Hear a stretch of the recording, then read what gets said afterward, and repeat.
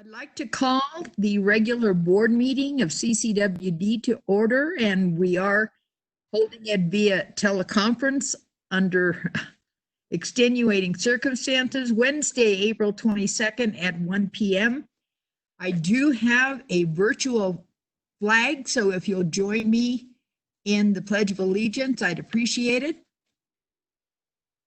I pledge allegiance to the flag of the United States of America and to the republic for which it stands, one nation, under God, indivisible, with liberty and justice. Thank you. Okay, I do have one change to the agenda, please. We will take item 4B from new business and move it down to the end of closed session. So if you'll make that notation, please. Okay, I will do that. Okay.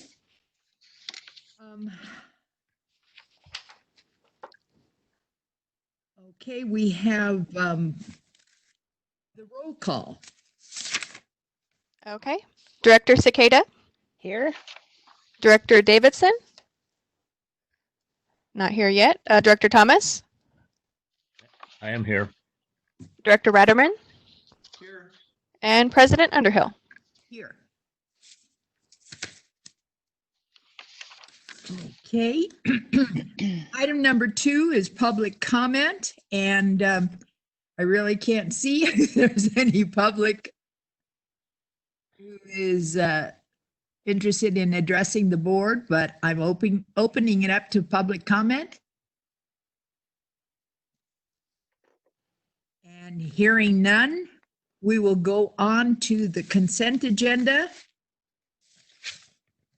The consent agenda, item 3A, approval of minutes, and 3B, review of the third quarter investment report. Move for acceptance. I'll second that. It's been moved and seconded. Do you have that, Rebecca? Yes. Okay. If you any public comment, well, in case public came in. Seeing none, you can take the roll, please. Okay. Director Cicada? Yes. Director Thomas? Yes. Director Ratterman? Yes. And President Underhill? Yes. Okay, quickly on to item 4, which is new business. 4A is the discussion regarding the district's COVID-19 response. And there is no name, so I'm assuming it's going to be Michael. Yeah, thank you, President Underhill. And I think, again, like last week, we are fortunate to be able to start this off with an update from Al Alt, the County Administrative Officer. We've had some correspondence about the golf course spray field issue that we discussed at the last board meeting. And the county has been responsive to us on that issue. And Al is gracious enough with his time again today to provide the board with an update. And rather than try to preface that with anything, I might just turn it over to Al at this point, if you're okay with that, and get an update directly from him. Well, good afternoon, everybody. Thank you. I talked about the letter that you submitted to the Board of Supervisors, but if you had opportunity yesterday to see Dr. Coletta's update, I certainly am not and not nearly as with COVID as our public health officer is. How Dr. Coletta explained to the Board of Supervisors yesterday is that our current cases, and we're currently at 12 cases, and the lack of community transmission in the positive cases that we have influenced decision making in considering how we may I would say, relax some of the restrictions that are in his orders.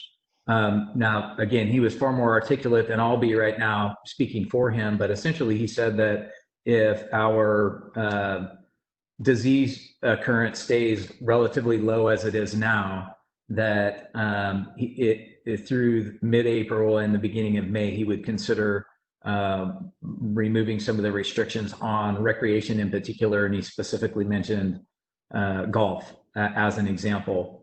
Although golf wouldn't be the only recreational activity that may be opened up, golf is one of the priority considerations on his mind. And so in effort to take some of the responsibility off of him and keep him focused on the pandemic, I've volunteered to coordinate with the golf courses a meeting of all of what I'll call the golf course leadership to work on developing what will be our local county recommendations that we will put forward to Dr. Coletta regarding how he may be able to go about allowing golf to happen again. I can't give a timeline on when this will happen. Dr. Coletta gave his report yesterday. I coordinated the meeting after the board meeting, and we actually have a meeting this afternoon with all of the golf course leadership. And they don't know this yet because I haven't had the meeting with them yet, but I'm going to ask them to work together collaboratively to develop a set of guidelines that they can all agree on. And they may not be able to agree on all the guidelines, but where they can, I'm going to ask them to put forward their recommendations that I can take to Dr. Coletta for consideration. And the sooner we can do that, the sooner that Dr. Coletta will be able to consider opening golf back up. But in his generic time frame, he did consider middle of April to beginning of May as a potential timeline. I do have a question, Al. This is Bertha.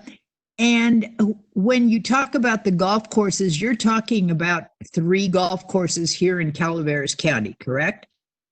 Well, there's actually 4. There's 3 private and 1 public. So we're working with all 4 of them to have a uniform set of guidelines.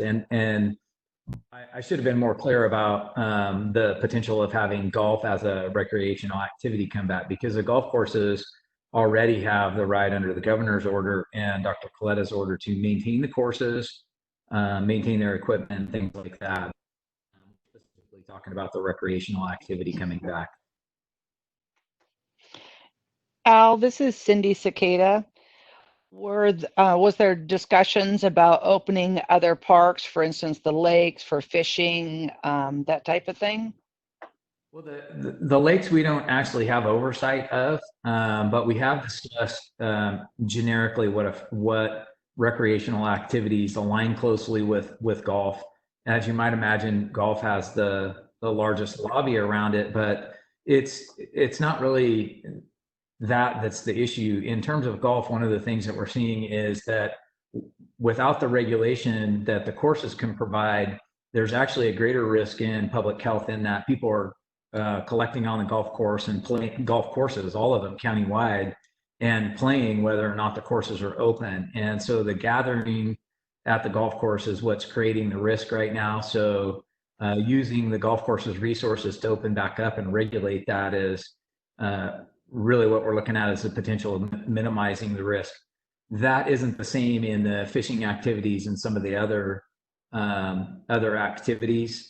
So it isn't our first priority, but Dr. Coletta committed that he would look at what I'll call a suite of recreational activities that could involve parks and trails and other access to outside activities besides just golf. Okay, thank you.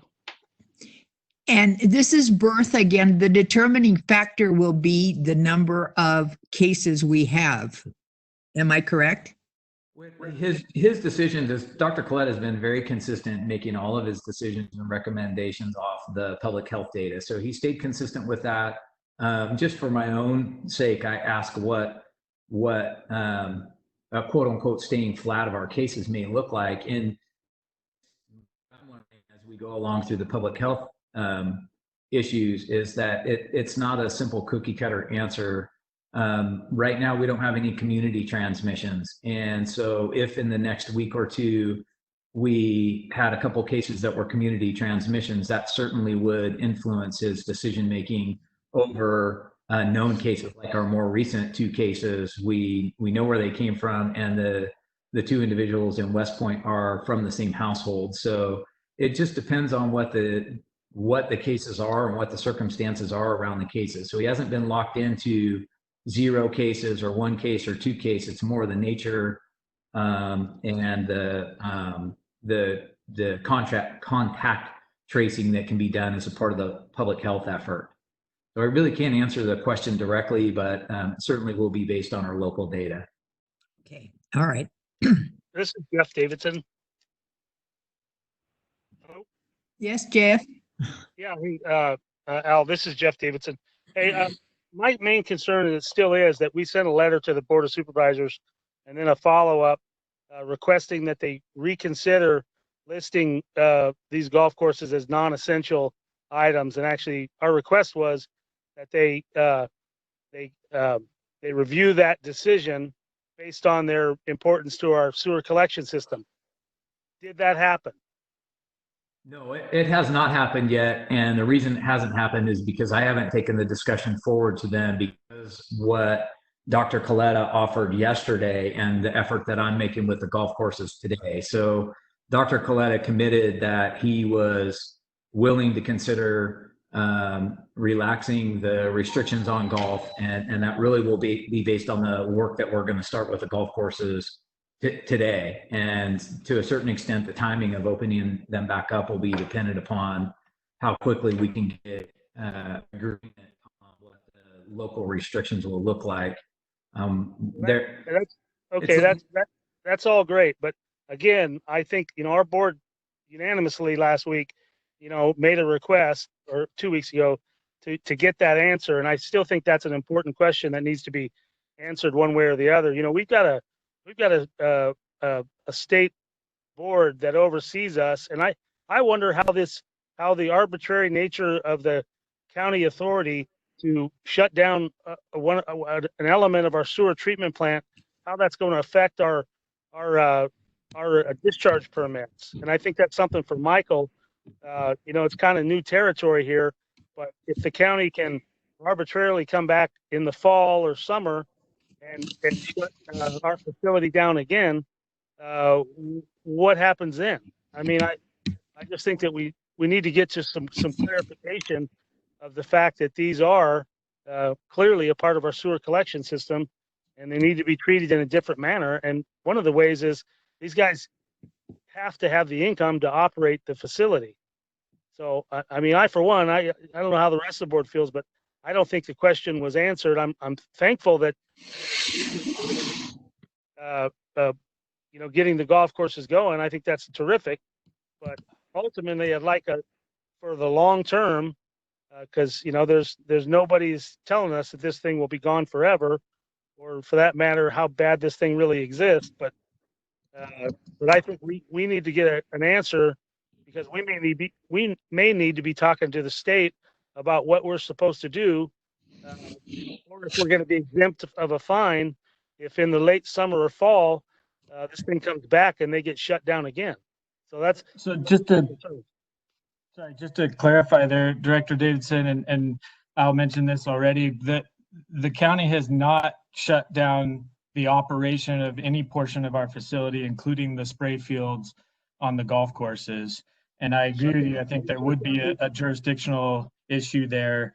But the golf courses are still allowed to operate the spray fields the way that they always have. It's just the recreational activity that is affected by the order. Okay, Michael, just once and for all, let's just get this straight. They don't have the ability to operate forever without the recreation component, because that's how they make their income. They're not going to do it forever if they're closed down. They will quit. They will close. So if I might answer part of Mr. Davidson's question was about the Board of Supervisors. And right now, what I can tell you, at least and we're still working through not only the pandemic, but the county operations and what we're going to try and do to restore the economy as well. The legal opinion that we have at this point in time from our council is that the excuse me, the public health officer's authority is very broad in this instance. And at least our legal opinion on initial review is that whether or not the board has the discussion about the public health officer's order or not, they don't have the authority to overturn the order one way or the other. And I think the board understands that, at least through generic discussion. So what we're trying to do is focus on how we work collectively with the golf courses to get restrictions that they agree upon so we can get them open as soon as possible in the context of all of our other similarly situated activities. Because what you've mentioned, certainly the golf courses have the unique nature of the connection to your infrastructure. We're hearing the same arguments from all of our businesses as well. So we're trying to be consistent in how we approach them and get them all open as soon as we can, provided the local public health data allows us to be able to do that. Now again, I'll try to make the point again that the rest of the businesses in the county, although I have deep sympathy for them having to wait another 2 months to open up, but they don't have a state order to comply under the threat of a $500,000 or so fine. So I mean, it's just different, guys, and that's the point I've been trying to make. We got to make sure that these guys have the economic stability to perform the state order. Otherwise, it's going to fall on the district's ratepayers to operate these facilities at great expense. And again, I'm concerned about what our discharge permit will allow, or what obstacles we may face if they get shut down again later this fall, when we really need them to be decanting all that recycled water.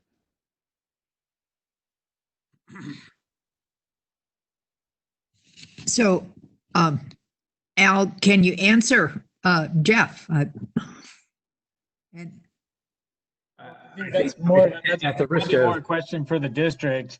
And the discharge, the discharge permit is clear that we can't spill from our treated effluent storage ponds. And that is in most cases, our only method of disposing of that treated effluent is through those spray fields. And the golf courses are, as co-permittees on those permits, are obligated to operate those spray fields, consistent with the conditions in the permit. And I understand they might have, the financial consideration is very difficult for them at this point.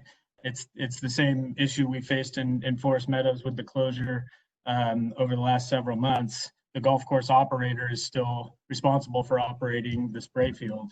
Of course, the district, if we had to step in and do it, we would have to work with those individual golf courses and make sure that we have the access and the ability to dispose of the treated effluent.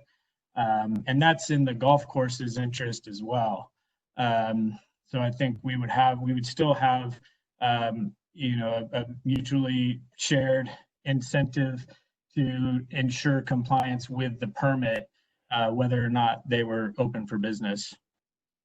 And that's true of whether they closed because of this COVID-19 response or for any other reason.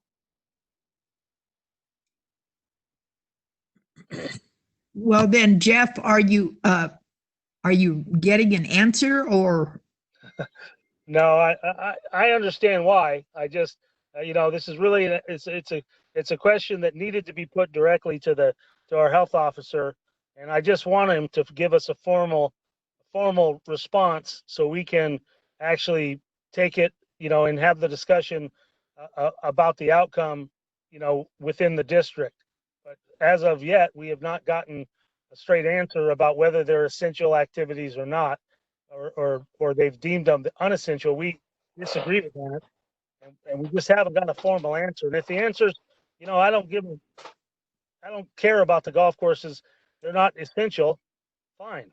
let them say that in a letter, and then we can follow it up with a course of action and some sort of, planning, so we can, if it comes again, that we won't be, particularly if it comes at a time when we're going to be actively trying to get our ponds down, that we have a backup plan.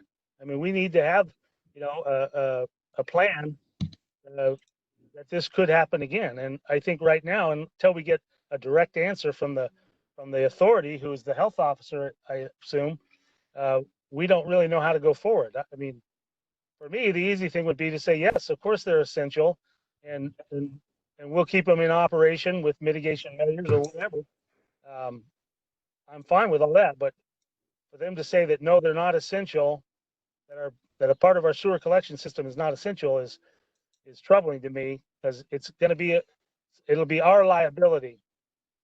It won't be the county's liability; it'll be our liability.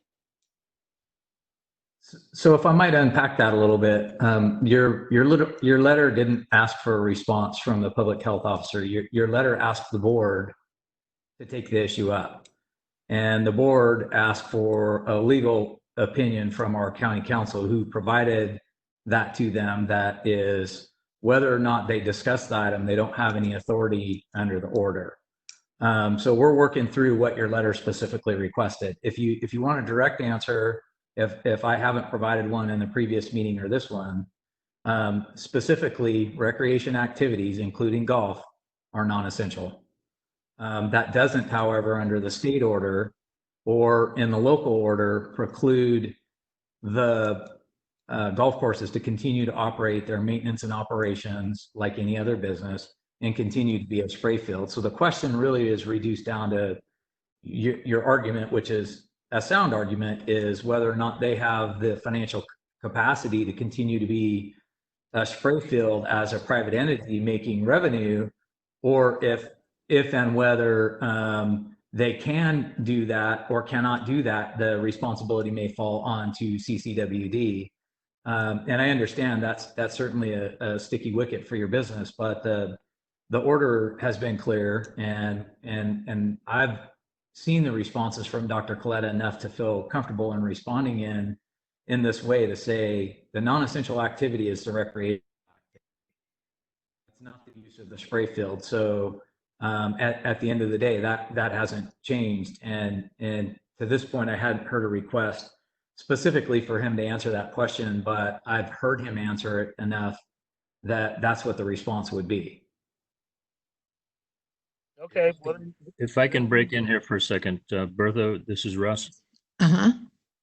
Okay, Al, I've been listening to what you said, and I understand how the county council has always seemed like that they've been, the final decision maker for small items and large items for the last 20 years that I've been involved. But has anybody reached out to Sacramento County? Has anybody reached out to San Joaquin County? How about Merced County? I understand that San Joaquin and Merced both had golf courses listed as non-essential, and then they recently have changed that, and they've resumed golfing with the measures that have been adopted for maintaining separate.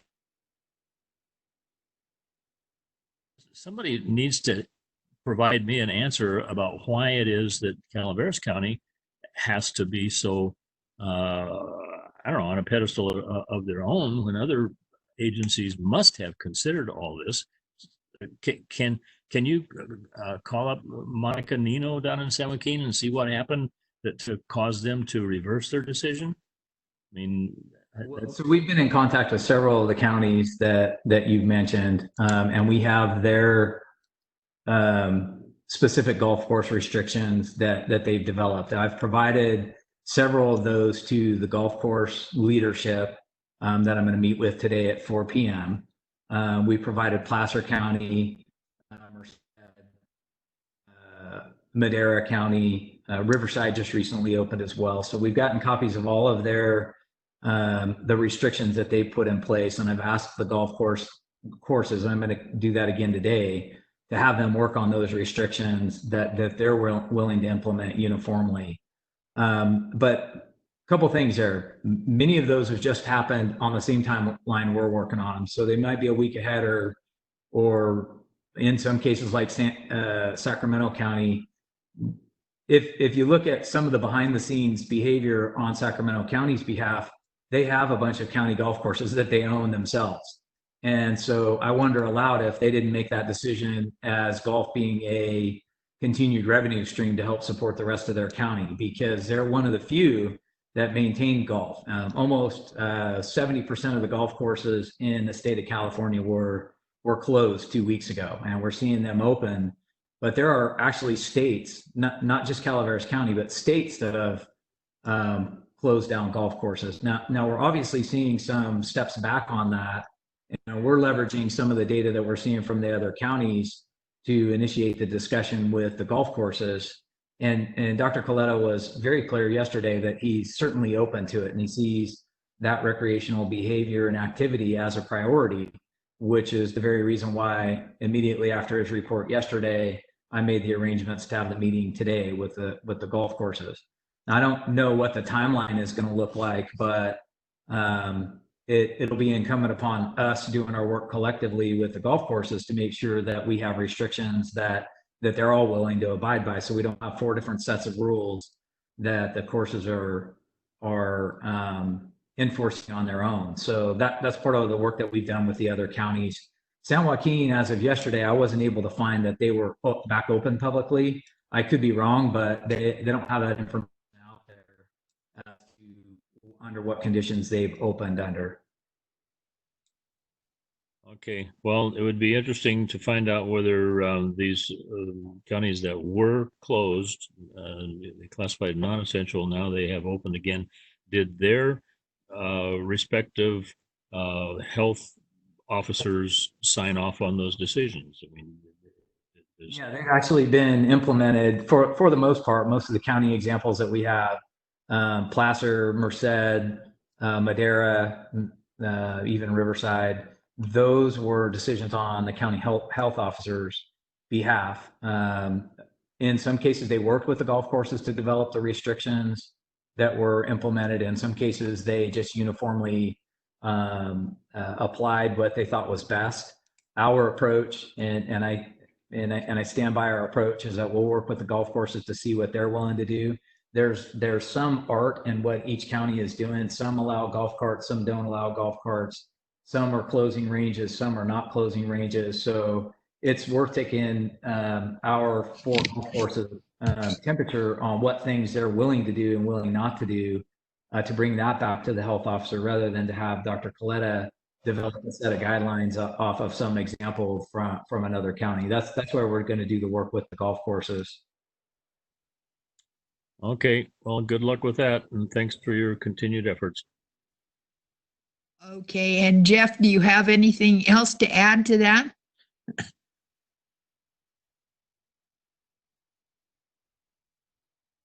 Jeff? Press the go button. Yeah, I just think we need to agendize this for an engineering committee, and then find out what the state order, if we need to be concerned about it. I mean, what the risks are going to be if they're shut down again, or if they close, and have some sort of contingency plan in place, including financially, to accommodate another closure of the golf courses. We'll get that on the next engineering committee agenda. I can tell you that Damon and I, especially Damon, put a lot of work into that question already. And so we are prepared to have that conversation and bring that to the engineering committee. Also, I want to take it further and talk to either Aqua or one of our state agencies and find out, because I mean, this is not a Calaveras County problem. It's not being addressed. I think individually it is statewide, but it's certainly we need to have some legislation or something that will give us better direction on whether or not these things should be essential or non-essential if they're part of our collection system. So I want to take it to a state level and maybe to our legislators and see what they can do to help. We're going to be scheduling a legislative affairs committee here shortly too. So we can have that discussion there. Absolutely. Okay, great. Thank you. Okay, then then it's being addressed, and we'll just wait for some positive results. Okay? Results anyway. Al, I want to thank you again for your time and your leadership during this time. I think you and John Osborne have been doing a very good job, and really appreciate you being a part of this today. My pleasure. Michael, I'll stay in touch with you as we have the developments through the golf course, so you can keep your directors informed, as I will do the same with my board. There's a lot of interested parties in this, so we're gonna work hard to get it done as soon as we can. I appreciate that. And if you guys need any additional information about the permit requirements or the operation as a spray field, please don't hesitate to reach out. Perfect. Thank you. Okay, thank you so much, Al. Okay. Item 5, reports, and we're ready for the general manager. Actually, if you don't mind, President Underhill, we had a few other things to discuss under the COVID-19 response item. Oh, okay, sorry, yeah. So I just wanted to keep the board updated on the status of that response. There, as far as operationally, there hasn't been any change since the last board meeting, and so the office is still closed. We're still, for the most part, to the extent possible, working remotely. For those that, especially our field staff who can't work remotely, they are taking extra precautions to make sure they're maintaining social distance and working safely to mitigate any potential risk of exposure.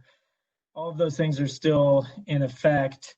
The update that we received this morning from Calaveras OES was that the state has updated its modeling, and they're now projecting the peak in mid to late May. So what that means for when the local health officials or the state is going to start relaxing any restrictions on activities, we don't have the answer to that, obviously, but they're predicting a 60% surge in cases sometime in mid to late May. So that, I think, gives us some sort of an indication. On that front, we have been having the discussion among the management team internally as to when we allow contractors who are doing construction projects for the district to shut off water. And the board adopted a moratorium on lockoffs for late payments, and that moratorium is still in place, and that's now statewide as well. But we also told contractors to put a hold on portions of projects that would require them to shut off customers. And we're coming to a point where they were able to work around that for a short period of time. But if we don't allow them to shut off customers going forward, then we may have to delay projects. We may have to, and potentially, see some significant delay and some additional cost. And so what we're looking at right now, in particular, the one that is really most pressing on this is the service line replacement project, and for the Jenny Lind distribution area, the contractor had already started work, and you can't replace service lines without turning off the customer. Even if it's for a short period of time, there has to be a shut off there. So we're looking at allowing them to continue the project. We're going to do some additional public outreach, even more than what we would normally do, to make sure that the houses that are affected have plenty of notice, because obviously shutting people off during a stay-at-home order is more, it's never popular, and it's going to be even less so under these circumstances. So we're just going to do what we can to keep that to a minimum and to give people as much of a heads up as possible. But for that project, for Reach 1, there's going to be some shutoffs associated with Reach 1, and we feel like we need those projects to move forward. And then also Techite should be getting started here very soon. And it'll be at least, I think, a few months before we would see shutoffs attributed to that one. But that's another one where we really feel like it's a critical project the district needs to move forward with. So just wanted to keep the board informed on that front. The other update I wanted to give is on the Families First, what is it? Families First Coronavirus Relief Act or something along those lines. And it has to do with additional emergency paid sick leave and additional eligibility for FMLA. And that is something that went into effect on April 1st. The district has the discretion, if we get to a point where providing that additional leave is jeopardizing the district's operations, the district has the discretion to designate our staff, potentially all of our staff, as emergency responders, and then they would not be able to take that additional emergency paid sick leave, and because obviously the operations of the district have to be the priority. But for now, we're doing what I think most districts that we've been in touch with have also done, which is, you know, we've informed our employees of the provisions of that act that allow for some additional paid sick leave. And it's limited, I want to emphasize, it's limited to very clearly delineated circumstances that are tied to COVID-19 response. It's not an additional leave bank that you can use at any time, you know, because of this. It's not going to accrue. It's just if employees have the need to take sick leave or care for somebody who is affected by this, then it's an additional emergency paid sick leave for that, and it qualifies for FMLA. So we will, if there are issues, if we do, and hopefully we don't, but if we do reach the point where so many people are affected by this that we're starting to you know, have operational issues, then we would certainly bring that back to the board and you know, be faced with some tough decisions at that point. But other than that, is if Rebecca Callan is on the call, I believe she had a brief update. We have still pretty limited information as to the financial impact thus far, but Rebecca, are you there? Yeah. So what we know as of today is that delinquencies are up about 5%. That's not a definite worst case scenario, but if you recall, the bills went out right before the board adopted the moratorium. So that could explain why it's lower than we had projected. The thing that's important to understand is that normally once that past due period occurred, we would start working towards the past due notices and the lock-off warnings. And since the moratorium is in place, we're not doing that. So it equates to about $480,000 in delinquencies. That's what we have on the books for right now. That's just for one cycle. That's cycle one. So the next cycle billing will occur in May. So assuming that the moratorium does sunset June 1st, then we would have one full cycle of each, cycle one and cycle two, of these past due amounts that would go over and each one would have one cycle of late fees that would be waived. Outside of that, we're just continuing to see reductions in interest revenue, which we've talked about, but that's where we're at.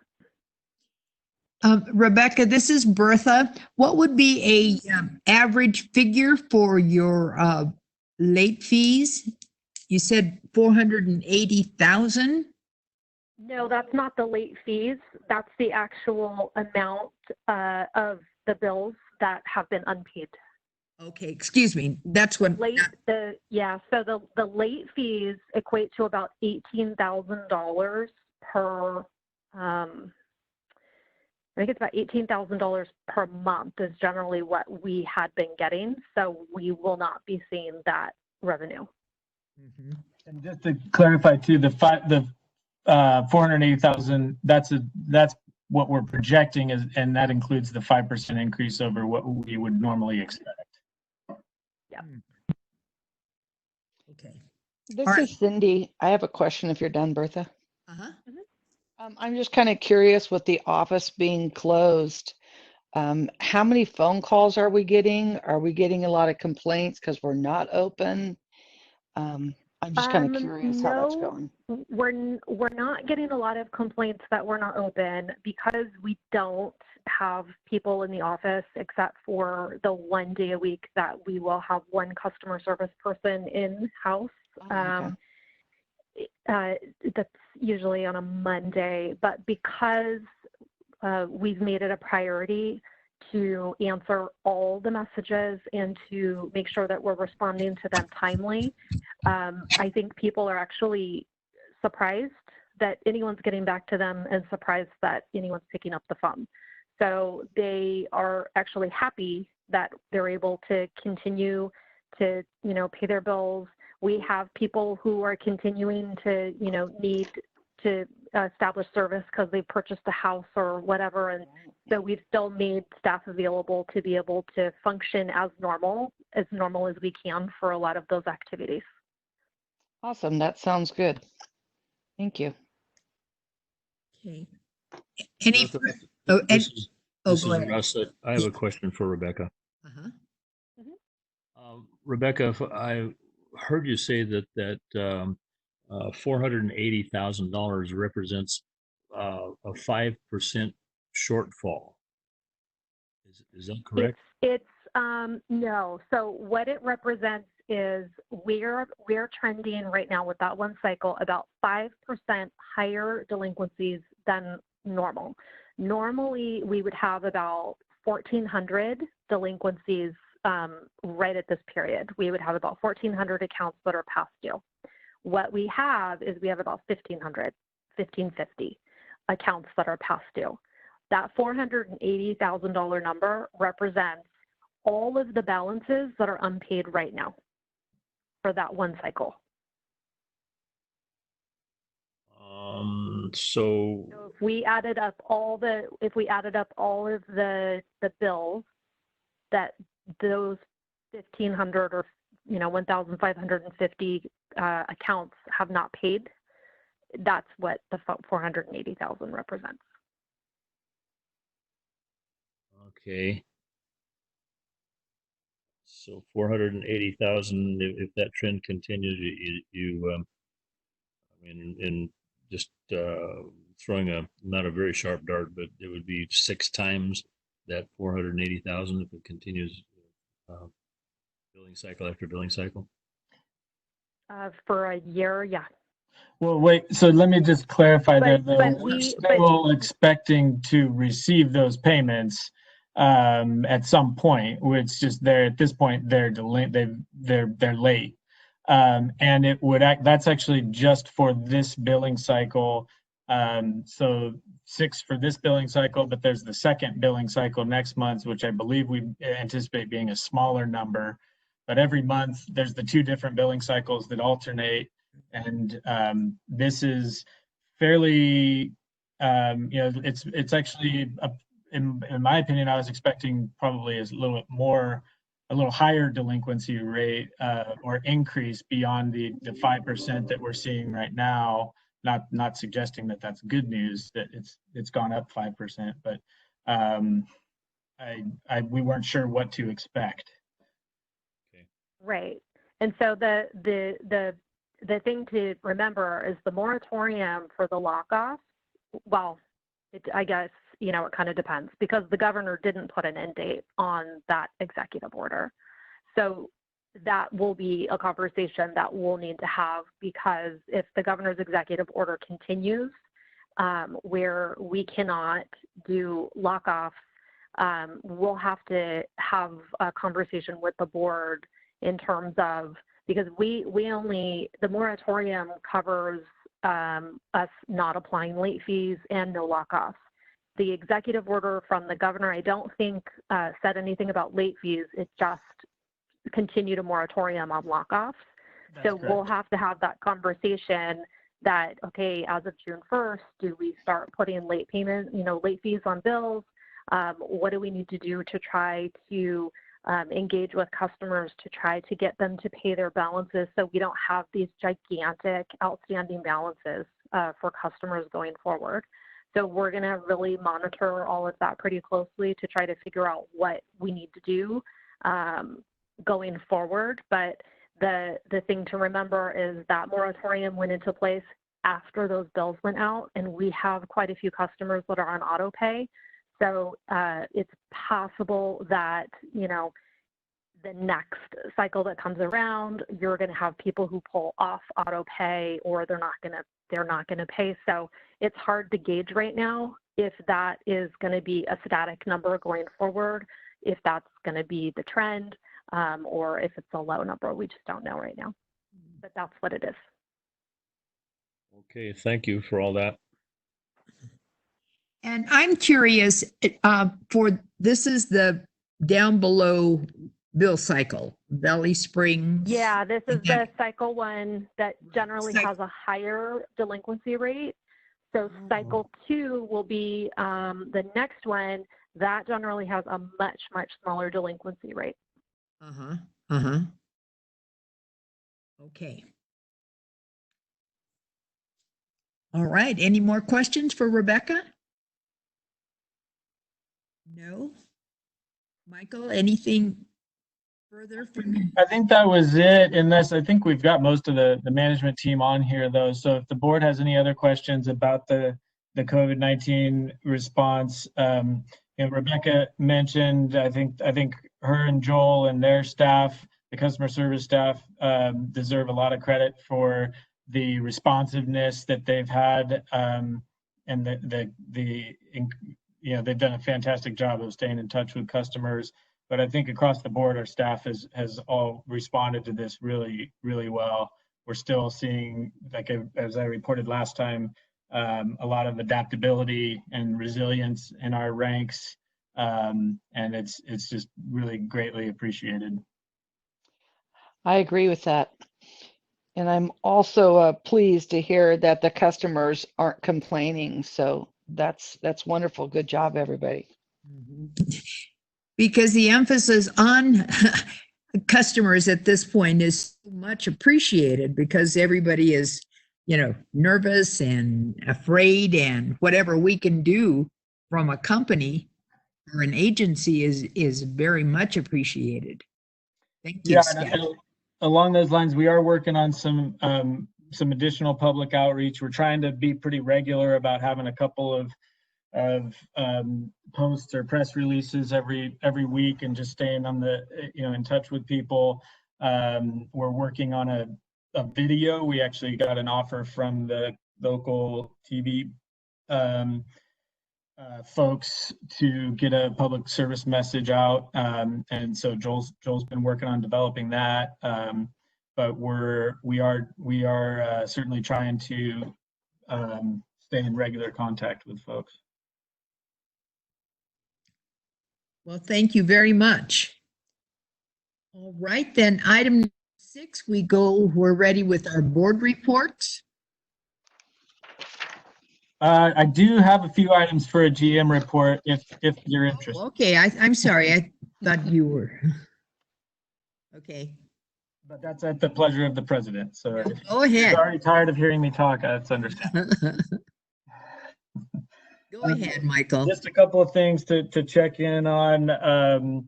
Obviously, we are in the throes of budget development for the next fiscal year.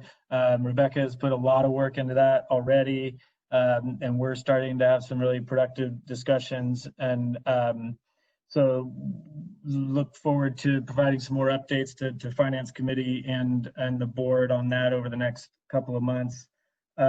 We are also, part of that is obviously the development of the capital, or the update on the capital improvement plan and capital outlay projects that we're anticipating moving forward on. And there is more infrastructure funding legislation and stimulus legislation proposed, mostly at the federal level. So that was one of the reasons why I want to get our Legal Affairs Committee together here soon and get a regular schedule for that committee to continue engaging on that front.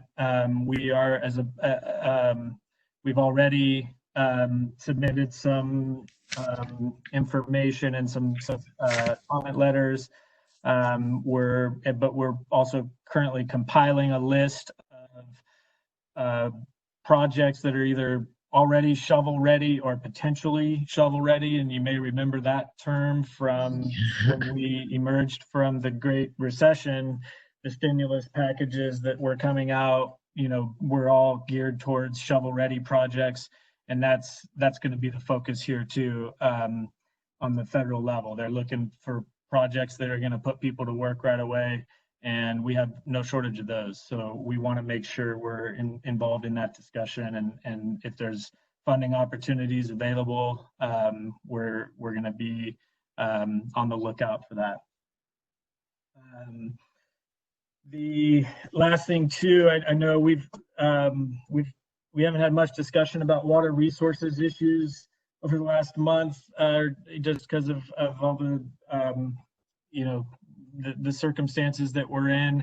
But we are working on keeping those things moving forward. We'll be bringing some updates back to the board over the course of the next month on a couple of different fronts. So I just wanted to make sure the board's aware of the fact that we're not just letting those things fall by the wayside. We will be, we are still working on it. We have actually recirculated the job posting for the water resources manager. That's a position where even if we're still in isolation, if we can identify a qualified candidate, we'll move forward with filling that one as soon as we can. But we're also committed to making sure we're moving forward on the important water resources work of the district, and we'll have some more to come on that. So that, I believe, was all I had for now. Michael, I have a question about the water resources position. Yes, sir. Under the present circumstances, virtually every time in the past that we've recruited for a position, you've had an opportunity to personally interview and bring them in, to have interviews with staff and all that stuff. And then once they're hired, they can be at least shown around the building to find out where the bathrooms are. But how can we realistically go forward with hiring a new person, putting them on staff and having the costs associated with that whenever they won't be able to interact with you or anybody else for who knows how long? That is going to be a challenge, and it would have to be the right person. It would have to, and with that position in particular, it's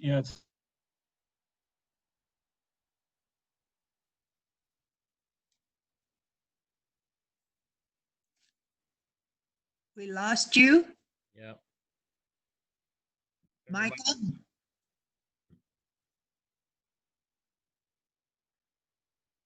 Michael's lost. I'm reaching out to him to tell him he's not there. He's out looking for a water resources manager. Sorry, it dropped off there. Can you guys hear me? Mhm. Now we can. All about that. I don't know where I left off, but I was saying that's it's a department of one person, and it's a position that I think there's a lot of work that can be done remotely or via teleconference or phone. A lot of catch up. That person's whoever it is going to have to do a lot of reading in their first few weeks, anyways. But it's going to depend on finding the right person, somebody who has the qualifications and the expertise to be able to hit the ground running, even if we're not able to sit down and meet with them in person. So if we don't have a candidate that we feel like is able to step into that role under these circumstances and run with it, then we wouldn't hire until we could probably meet people in person and take a closer look. But the hope is we get get a highly qualified candidate that's ready to go. And even if that, means we have to spend a lot of time working remotely for the initial, for the time being, then we could still certainly put them to work. There's no shortage of that, I can assure you. Okay. Well, if you hire and if they stay, they are going to be fabulous under the circumstances. Yeah, hopefully that's the case. Okay, so board reports, and I visualize Cindy down at the other end. Hey, how's it going, everybody? So, we had the TSAN IRWM JPA meeting Wednesday last week. So during that meeting, we did a telephone conference like what we're doing here. And the technical assistant grant work plan was approved by the JPA. That's the where the TSAN and Amador, what's that one called? Anyhow, we're going to work together and do a survey of the disadvantaged community areas, working with ACCA. But the two IRWMs are going to, combine their money to get this survey done. So that was approved.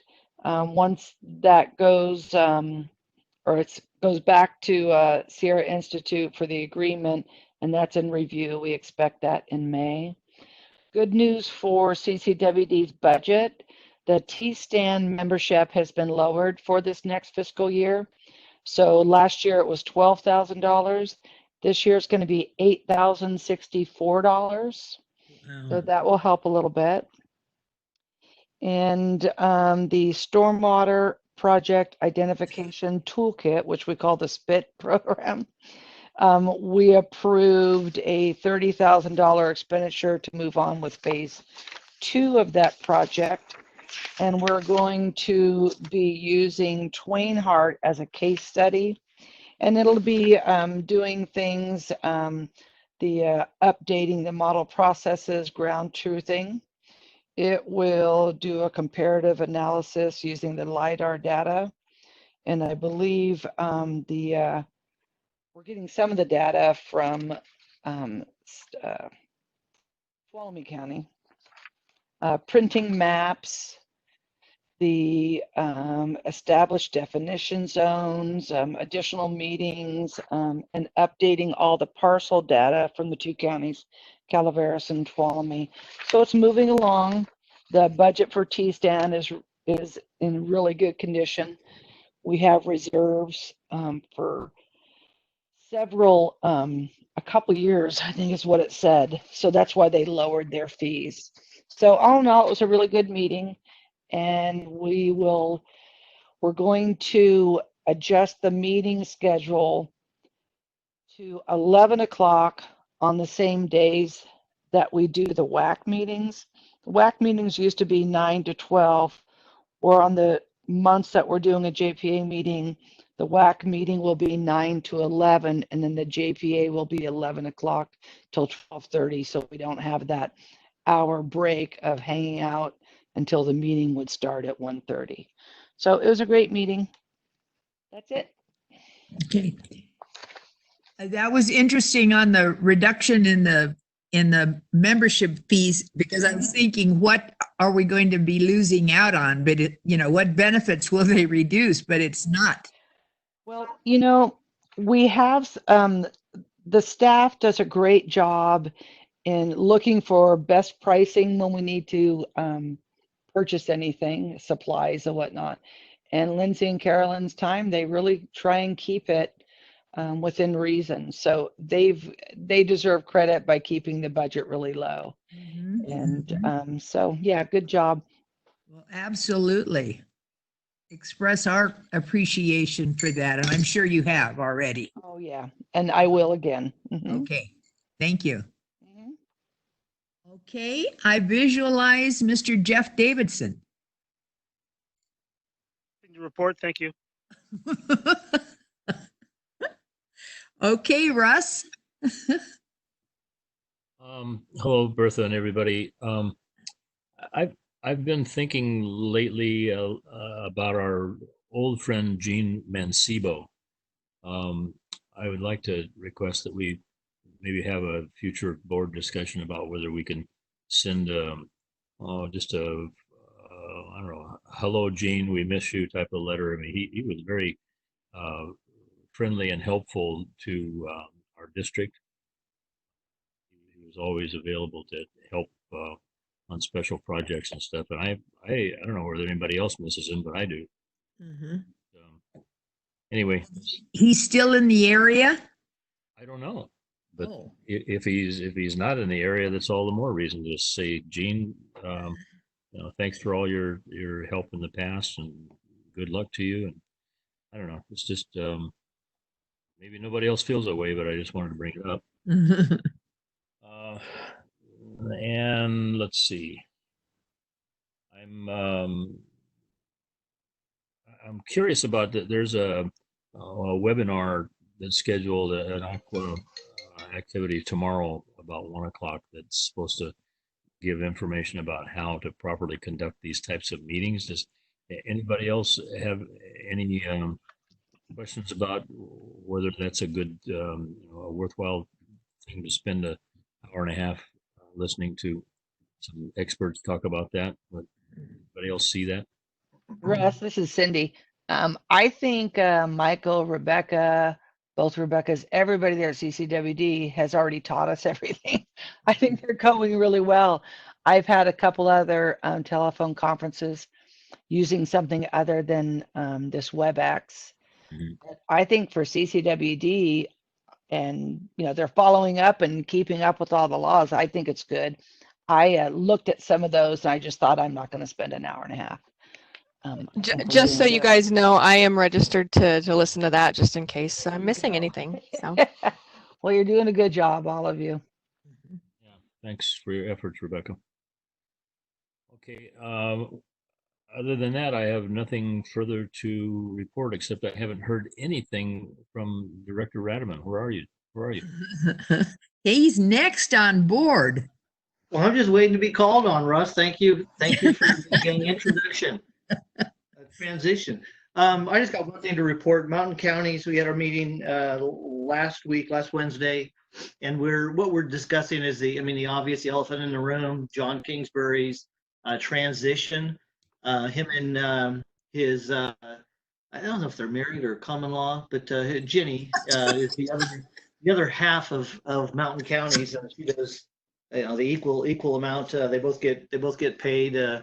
But what we decided in that meeting was that we're going to be hiring a kind of a back office person to do her portion of the work, and so she'll be kind of fading away this month and next. And John is going to, he's currently the interim GM at AWA in Gene Mancebo's place. And yeah, Gene does live in Sutter Creek. He's probably still around. I couldn't imagine. He's been ingrained in that community for 20 plus years. I can't imagine him being anywhere else or moving on. He still has a house in downtown Sutter Creek. But John Kingsbury is still doing the interim there, and he'll continue on with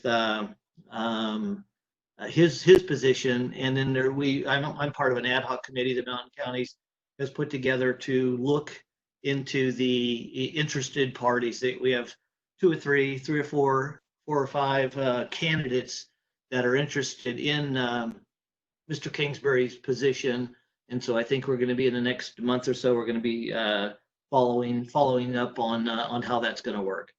That's all I got today. Okay. Okay, Scott. And all I have to report is being up here isolated. And when they talk about isolation, they're not kidding. There's no one up in Camp Connell. So I have nothing to report.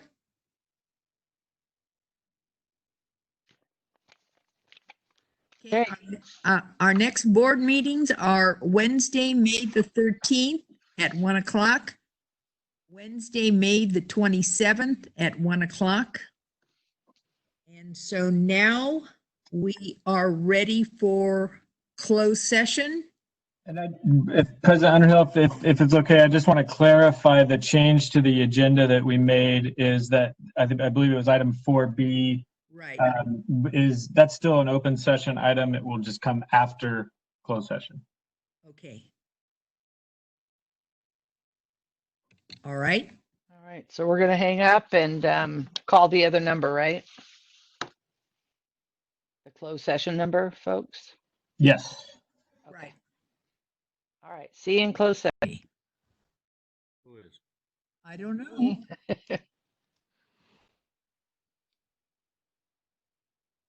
Okay. Are we ready? I'm here. Russ is here. I'm here. Okay. Scott's here. Okay, so we have no reportable action. And we're coming back with item 4B. So there's a staff report and a resolution. This is a contract extension for the management confidential unit to extend the existing contract for 1 year. I'll move for acceptance. Second. Okay, any comments? From any public? Or otherwise? If not, call the roll. Okay. Director Cicada, Yes. Director Davidson, Yes. Director Thomas, Yes, but Cindy, you should control your enthusiasm. No. Oh, yippee. Let's do this. Is that better? Yeah. Director Ratterman, Yes. and President Underhill. Yes. Okay, thank you. I believe that was the last item. Yeah. Okay, motion approved. 5-0. And Meeting's adjourned. with no further ado, the meeting is adjourned. Thank you. Bye, everybody. Thank you, guys. Wait, Have a good night. we just came back from closed session and didn't say anything about it. We said no reportable action. Yeah, Good, we good. did. Rebecca's got it handled. All right. Bye, everybody. Have a great week and a good weekend. Stay safe. You too. Bye-bye, you too. Thank you.